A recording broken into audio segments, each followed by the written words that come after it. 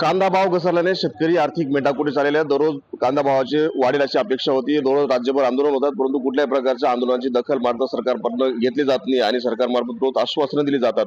NCF मार्फत, नाफेड मार्फत शुद्ध बाजारात खरेदी करावं अशा देखील मागण्या करण्यात आल्या. बाजाराचा भाव देखील काही प्रमाणात वाढवण्यात आला, परंतु कुठल्याही प्रकारच्या कांदा उत्पादक शेतकऱ्यांना या ठिकाणी दिलासा मिळाला नसल्याने आज शेतकरी संघटना जी बागलांमध्ये मूळ मानलं जातं त्या शेतकरी संघटनेला जे चळवळीचं गाव म्हटलं जातं सटाणा शहरामध्ये आज या ठिकाणी शेतकरी संघटनेचे नेते या ठिकाणी आंदोलनाला बसलेत कांदा उत्पादकांसाठी. काका काय सांगाल? कांद्याचा प्रश्न गंभीर झाला आहे. कांद्याचे भाव पूर्ण कोसळले आहेत. शासनाने त्वरित लक्ष द्यावं, नाहीतर महाराष्ट्रभर मोठं प्रक्षोभ आंदोलन उभं राहील. नक्कीच ज्येष्ठ शेतकरी संघटनेचे कार्यकर्ते म्हणून आपण अनेक वर्षापासून आंदोलन चळवळीमध्ये राहिलात. कांद्याचा असा प्रश्न आहे, आता पुढील काय भूमिका असणार? दुर्दैवानं 1980 सालात शेतकऱ्यांचे पंतप्रधान शरद जोशींच्या नेतृत्वाखाली कांद्याच्या प्रश्नावर आंदोलन उभं झालं आणि त्यावेळी कांद्याला मंदी तर उसाला बंदी असं एक भव्य असं आंदोलन झालं आणि त्याच्यातून प्रचंड शेतकऱ्यांच्या ताकदीवर आणि शरद जोशींच्या विचारवंत विचारावर काही अंशी आपल्याला त्यामुळे फायदा मिळाला. पण दुर्दैवानं 1980 कांद्यासाठी जे आंदोलन करावं लागत होतं ते आज सुद्धा एक इतक्या वर्षानंतर, आज 45 वर्षानंतर 46 वर्षानंतर परत ते आंदोलन कांद्यासाठीच करावं लागतं. याच्या इतकं दुर्दैवी नाही.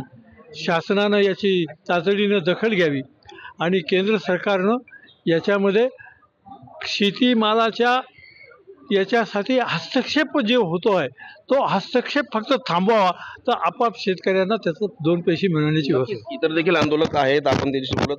नेमकं काय सांगाल, काय तुमची आंदोलन काय आहे आणि काय पुढची भूमिका आहे? आमच्या मागण्या ज्या आहेत, बागलाण तालुक्यात मोठ्या प्रमाणात अवकाळी आणि गारपीट झालेले, परंतु त्या अवकाळी आणि गारपिटीचे अजूनपर्यंत अनुदान शेतकऱ्यांच्या खात्यावर जमा झालेलं नाही.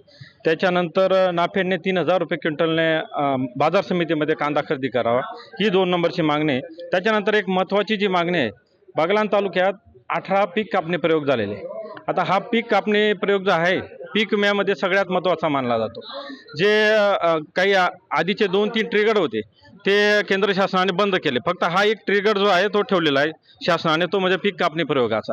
परंतु आमरण उपोषण बसतात, काय पुढची भूमिका असेल, किती दिवस बसतात, काय असेल? आमचं जोपर्यंत आमच्या शरीरात प्राण आहे शेवटच्या श्वासापर्यंत आम्ही या ठिकाणी बसणार.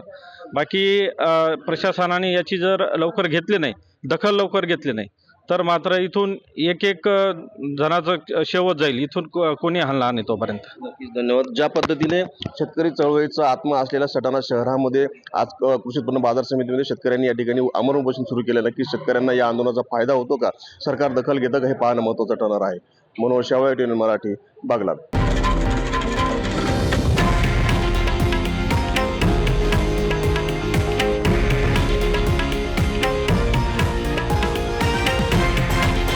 हे आहे देशातील नंबर 1 न्यूज नेटवर्क आणि आपण पाहत आहात TV9 मराठी, एकमेव.